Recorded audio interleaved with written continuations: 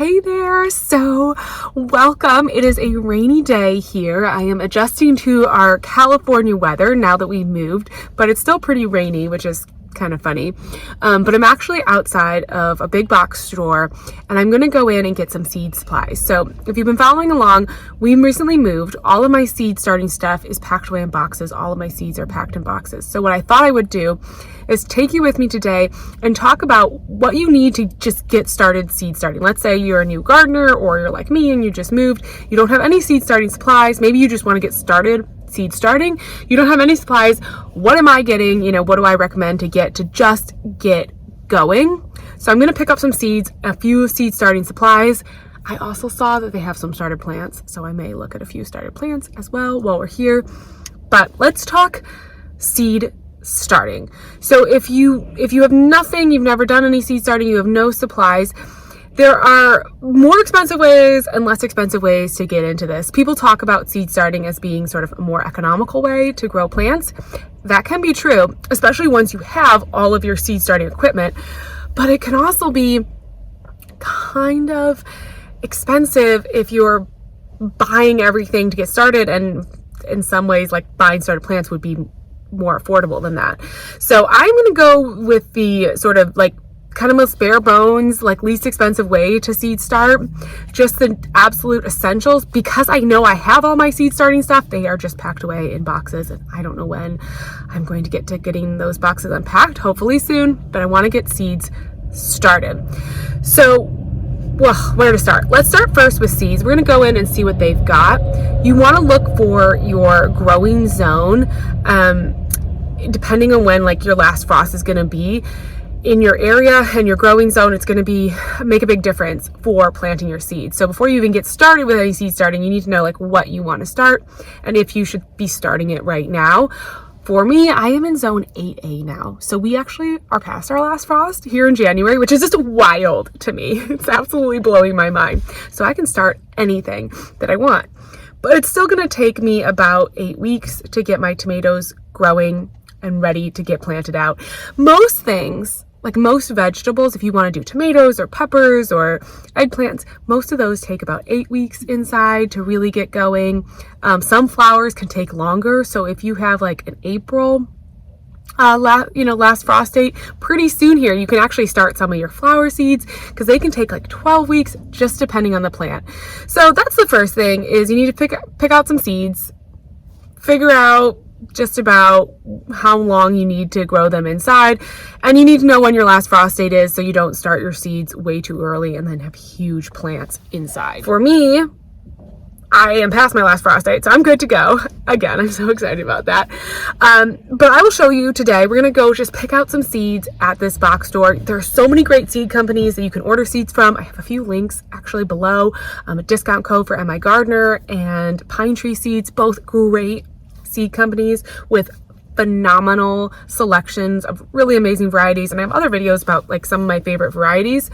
But today we're just gonna see like what we can find at this box store, and like if you just want to get started in one day and you just want to get going with a few things, you don't know where to start, I got you. This is where we're gonna start. So we're gonna go in and get some supplies.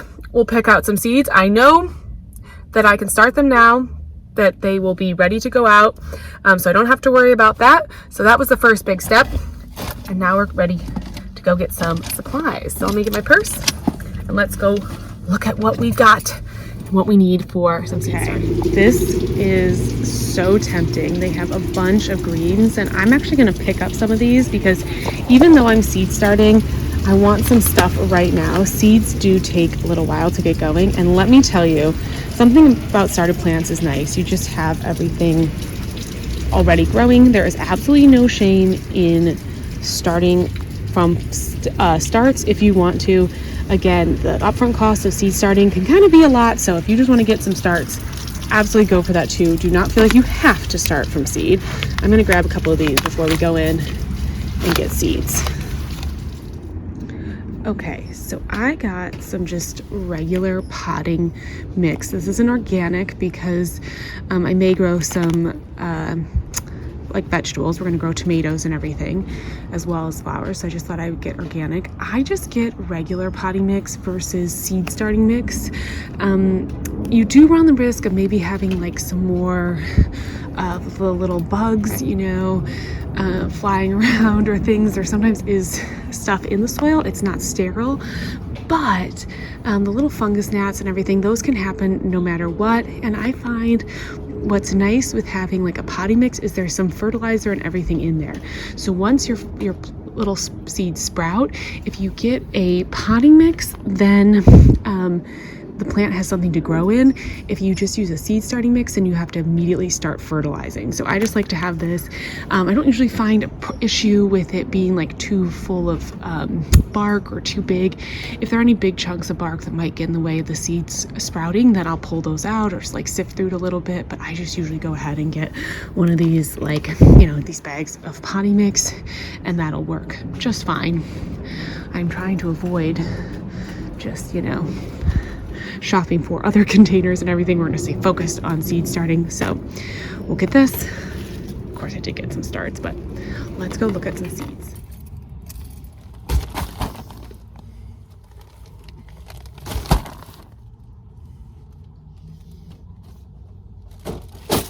All right, so I wanted to talk through now the seeds that I got and the seed starting equipment. I did not purchase grow lights, and I did not purchase a warming mat.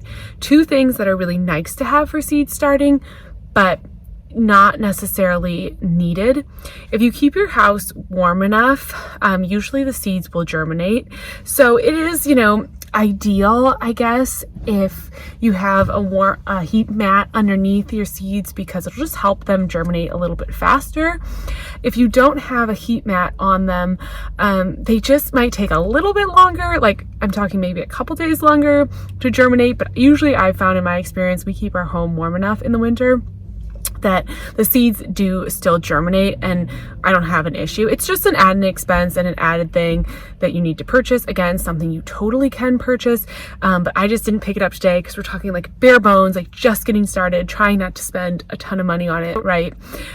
Seed starting. So something you don't necessarily have to get. Another reason I didn't get a heat mat is because the location where I'm going to put these seeds to get them started is I'm actually going to put them in a sunny window, which will also put some additional heat on the seeds and help with that germination.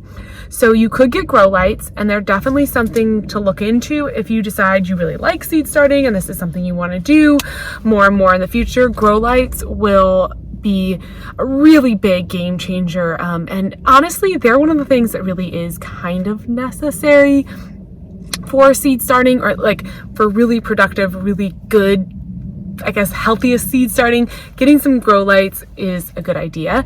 I, however, did not purchase any grow lights today because you don't need them if you have a sunny enough window. So if you're in a warm enough zone where you're getting enough sunlight during the day, so or I guess maybe it's just like a latitude. Where I was in Virginia in the past, I had some south-facing sunny windows, and I was able to start my plants there.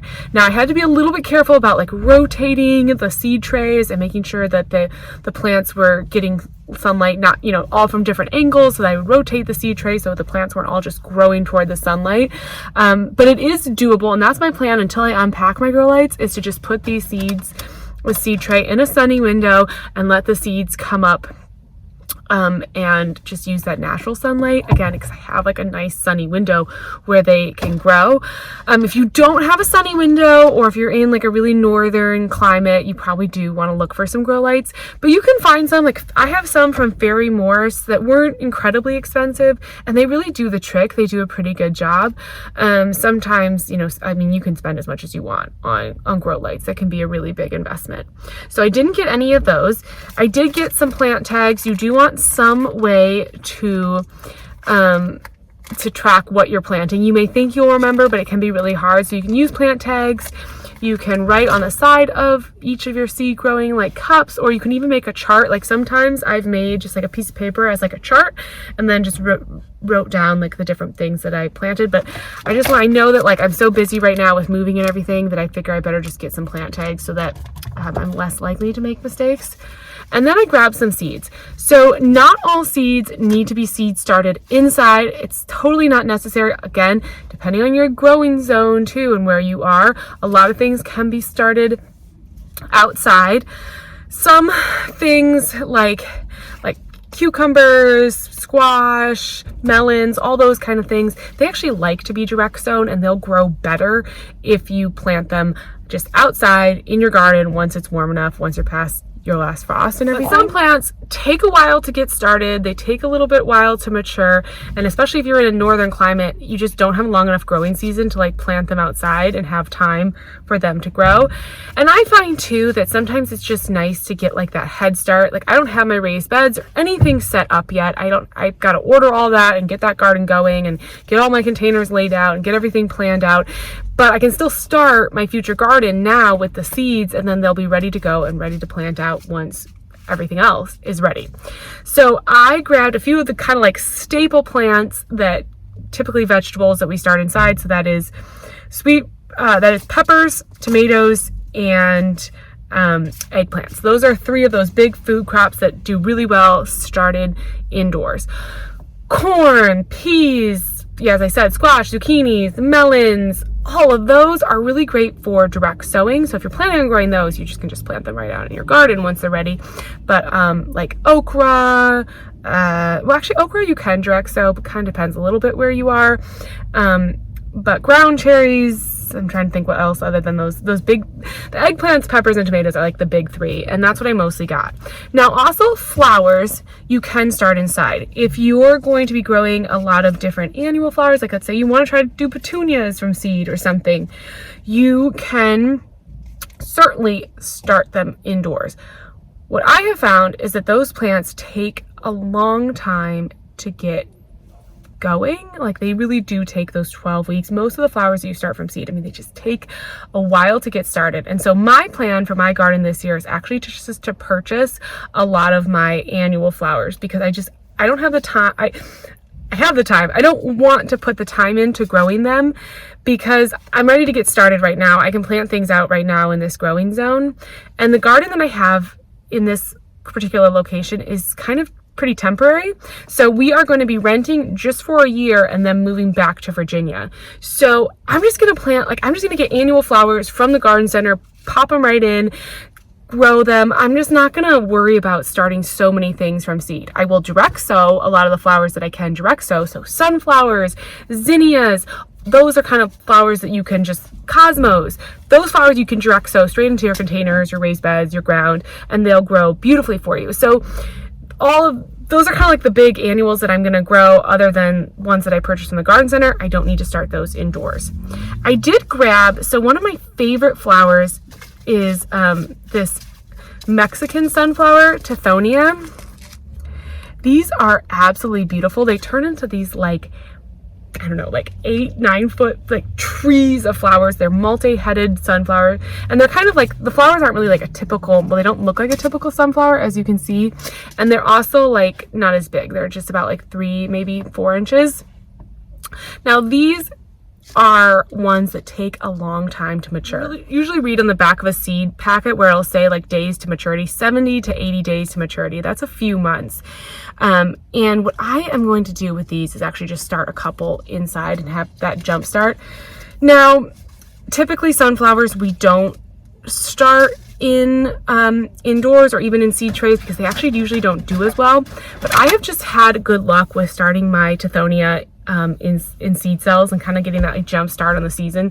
So I'm going to start a couple inside, kind of breaking my rules as far as that goes for flowers. But that's my plan. So annuals from the garden center, and then we'll do the Tithonia, and then I'm gonna direct sow some zinnias, some other sunflowers, and some cosmos. Let's talk through the other seed varieties that I picked up.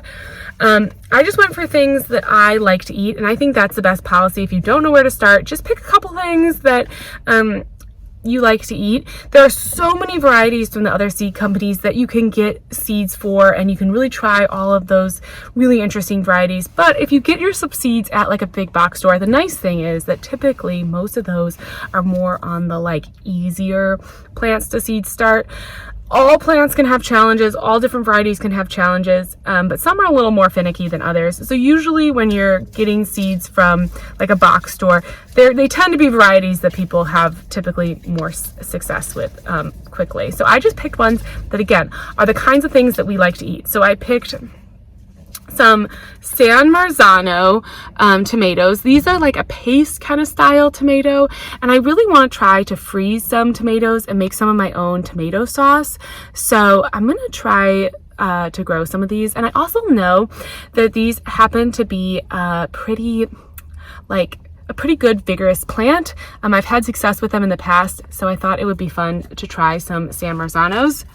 Then I also got some Cherokee Purple, which is like one of the really tried and true classic sort of heirloom looking, heirloom style. They are an heirloom tomato. Some heirloom tomatoes can be hard and they don't have the greatest yields, and they just can be like, again, like a little finickier, just harder plants. But Cherokee Purples are pretty classic, I think, because they do well, and I've actually never grown them before. So I thought it was a cool opportunity to try to grow those. And then my daughter absolutely adores cherry tomatoes. And recently we got some yellow tomatoes from the store, and she just thought it was so cool and she was so into it. So I picked up some yellow pear. I am going to try to dig out my seeds and maybe get like another round kind of started in a couple weeks. So I may start some other cherry tomatoes too, but these just again, just a nice classic. They should be just a good growing, easy to grow tomato, and I know she'll have fun with the shape and the color. Then I grabbed an eggplant that I've had really good success with in the past. So these white knight eggplants have grown really well for me in the past. They're also container friendly, which is nice. Tomatoes, peppers, and eggplants are more container friendly than you would think. These big ones, these are all like what they call indeterminate, so the vines just keep growing and growing, so they don't do as well in containers because they just get huge. But you can get smaller, like bush, what they'll say, like call like bush style or determinate tomatoes, and those do better in containers. But these eggplants have had good luck in containers, and so I'm excited to try to grow these in some containers this year, and I just know they do well, and we love eggplants. These are nice, like narrow, like long, narrow eggplant, just really yummy to add to things. Then I grabbed a couple peppers. My daughter loves to snack on peppers, and again, she likes sweet peppers. So I got two kinds of sweet peppers. The classic banana pepper, absolutely awesome. And then a sweet red Marconi, which is one that I've heard a lot about too. People say that they're like a really good pepper. Now some, like this seed packet actually has some information, an all-American selection, so it's going to be nice, easy, good growing, awesome, vigorous plant. This this seed packet doesn't have any information on the back of it, but you can always look up the plants too, so that's no big deal. The other thing that I got that I'm going to start from seed are some bunching onions. You can 100% direct sow them, and I will probably direct sow some of these out in the garden. I just don't have any raised beds right now. I'm going to do some raised beds. It's like container raised beds.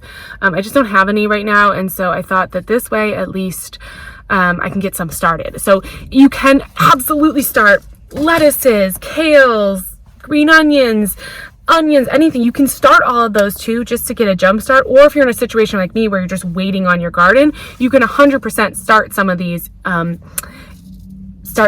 like indoors and just get ahead of it. And that's the nice thing about starting things inside. You can just get ahead of it. So I thought, you know what, I'm just gonna like start some. I have a ton of seeds for green onions, but they also grow really well in containers, and it's just something that I like to use out of the garden. I find myself reaching for them a lot. A lot of recipes call for like 3 scallions, and so if you get the bunch, you have all these extra scallions in your fridge. But this way, if they're in your garden, you just run out and grab them. And this is just evergreen bunching. I don't know anything about that variety. The seed packet doesn't say anything, but I'm sure they'll be fine. And then I did get a couple other things that are not seeds, and then I'm going to pop in some containers, and I'll do another video about these. But some sweet potatoes, because I thought that'd be fun, and this really pretty Nordwick's Glory Dahlia. So I will do a video with that information, or planting those in containers soon. Okay, the last thing I wanted to share with you is the seed starting tray. You can do, I mean, you can spend as much money again and getting really fancy reusable seed starting trays. You can also use just even paper cups. I think I'll try to link a video below where I started seeds in paper cups because that's one of my favorite ways to start seeds. But again, I'm moving. I just don't want to mess with the hassle of like, I don't know, just setting anything up. I just thought make it easy for myself. So I got this 18 cell seed starting, seed starting tray. It doesn't have, did it come with it's just like 18 little cells. You can break them apart. They've got good drainage, and then a tray for the bottom to protect from, like, to protect your surface or whatever. You can bottom water into this bottom tray, which will really help your seedlings to do well. And again, I just thought through the number of how many plants I wanted to start, and I knew 18 was going to be fine. I'm going to be doing a container garden this year, and I'm going to be growing in some elevator raised beds, so I'm not going to have a ton of garden space. So I'm trying really hard not to start too many things from seed, and I'm just going to like even just buy some starts and things from the garden centers and just try to kind of control myself and not get too much, get in over my head with everything, because it's this renting garden situation. So it's just a little different than having a garden like in your backyard. So all you really need are seeds to figure out what you want to grow and when you can plant it out, and then just read in the back when you can get it started. Just pick out some seeds, get some potting soil. As I said before, I like to use actual potting soil so you don't have to do quite as much fertilizing. I will probably go ahead and get a water soluble fertilizer and give these guys a little dose once they've come up in a few weeks and they start getting their first really true leaves. And then just some sort of either little cups in a tray or a seed starting tray like that, and then a sunny window, and you can get started and get growing. Stick around, stay tuned, because I will show you like getting these guys planted up and putting them in the window and all of that. But I just wanted to share with you, if you're getting started with gardening and you're feeling overwhelmed and you don't know where to start and what to get and what to do, this is what I'm doing to just like get my garden going and get a start on things. And I'm pretty excited. I think it's going to be really good. So as always, thank you so much for watching, and I'll talk to you again soon. Bye-bye.